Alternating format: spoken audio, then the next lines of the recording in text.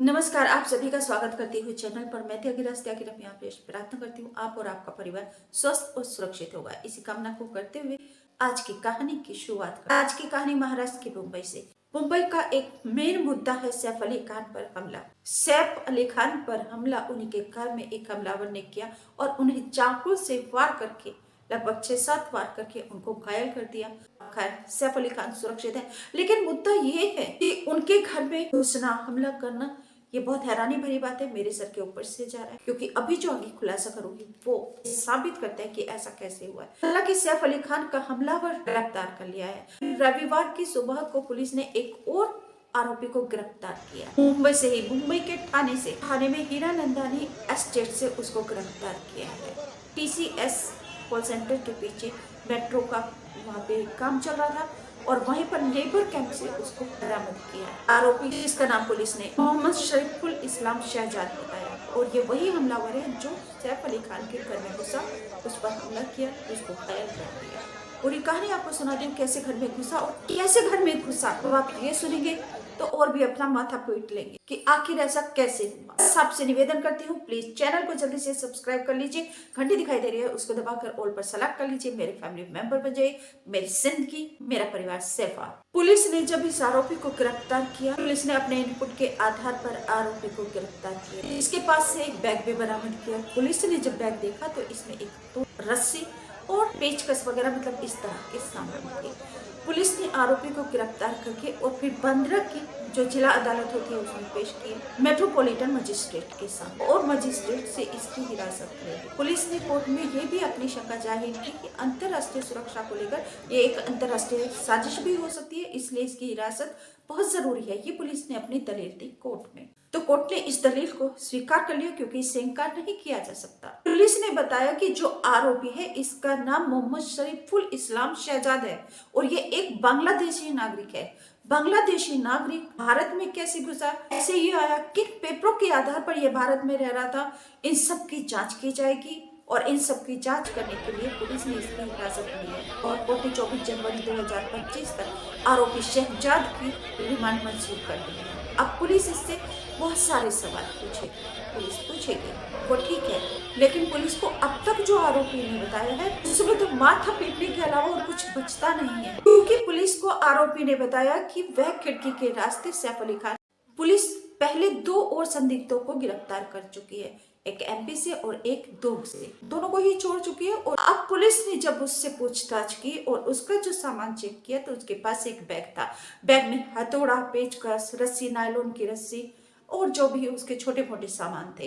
Police ने जब इन सामानों का चेकअप किया और उससे पूछा ये सब किस लिए, कि इनपुट के आधार पर ही पुलिस ने इसको गिरफ्तार किया था। जब पुलिस ने इससे पूछा कि वह सैफ अली खान के घर में कैसे घुसा और क्यों आया, तो पता चला कि वह चोरी करने के लिए घुसा था, लेकिन वहां पे उसको पकड़ लिया तो अपने बचाव के लिए उसने चाकू से हमला कर दिया। इतनी सीधी सी बात लग रही है क्या? क्या आप ही बताइए ईमानदारी से, क्या आपको इतनी सीधी सी बात लग रही है? घुसा कैसे? तो उसने आरोपी शरीफुल शहजाद ने बताया कि वह 7-8 मंजिल तक तो वह पैदल चला था, फिर वह डक्ट एरिया में गया और वहां से वह पाइप के जरिए सैफ अली खान के फ्लैट तक पहुंचा। जबकि पता ये चला कि वह 12वीं मंजिल तक पहुंचा और वहां पर वह बाथरूम की खिड़की उसने खोली, तोड़ी और तब वह अंदर एंटर किया। अब क्या पॉइंट है, मैं आपको सारी वीडियो दिखाऊंगी। जो सबसे पहले संदिग्धों को पकड़ा है, जो आरोपी को अब थाने से पकड़ा है, और जो हॉस्पिटल, लीलावती हॉस्पिटल है, सैफ अली खान है, सारी वीडियोस में आपको दिखाऊंगी। परंतु आप एक एक पॉइंट ध्यान से सुनिएगा और इस कहानी पर फिर अपने कमेंट करके जरूर बताइएगा कि आपको क्या लगता है। आरोपी ने बताया शहजाद ने वह बांग्लादेशी है और यहाँ एक एजेंसी के जरिए वहां पर काम ढूंढने के लिए आया था और यह एक क्लीनिंग वगैरह का काम करता है, सफाई का। शायद वह पहले भी सैफ के घर में काम करके जा चुका है। उसने बताया कि जब वह बिल्डिंग में गया तो गार्ड सो रहे थे। उसके बाद वह 7-8 मंजिल तक पैदल चल के गया। ठीक, उसके बाद डक्ट एरिया से पाइप के जरिए सैफ के 11th-12th फ्लोर तक गया। ठीक, उसके बाद वो हथौड़ी से खिड़की तोड़ता है, खिड़की निकालता है और अंदर एंटर कर जाता है बाथरूम के रास्ते, खिड़की तोड़कर। यहाँ पर आप ये बताइए, खिड़की कोई कागज की लगी थी क्या?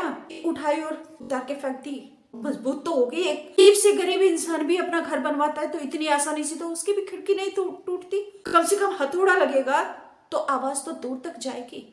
फिर इस केस में ऐसा क्यों नहीं हुआ? क्यों आवाज दूर तक नहीं गई?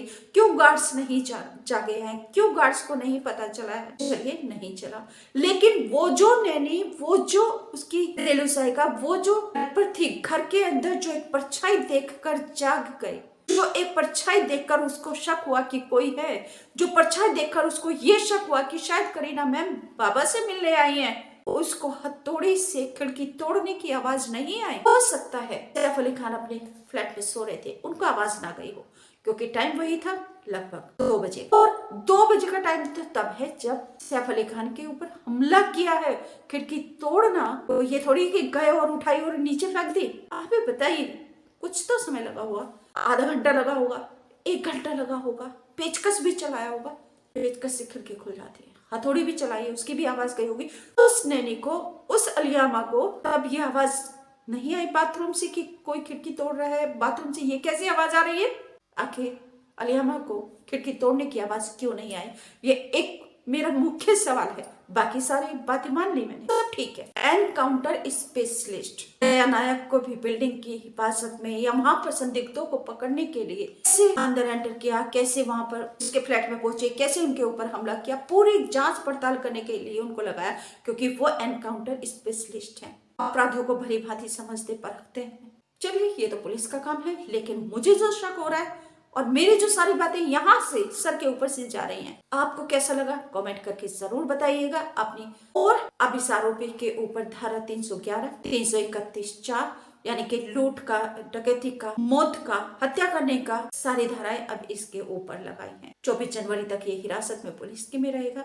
आपको वीडियो दिखाती हूँ आरोपी की। संदिग्ध दुर्ग से गिरफ्तार किया था, उसको छोड़ रहे हैं, आरोपी को गिरफ्तार किया है, आरोपी को छोड़ रहे हैं। या ये सारी वीडियो आप देखिए और आपसे निवेदन करती हूँ, आपको कहानी कैसी लगी और आप क्या सोचते हैं इस कहानी के ऊपर, प्लीज कमेंट करके जरूर बताइएगा कि इतना सीधा सा केस है कि ये एक चोरी की मंशा से यह फ्लैट में, बिल्डिंग में घुसा था।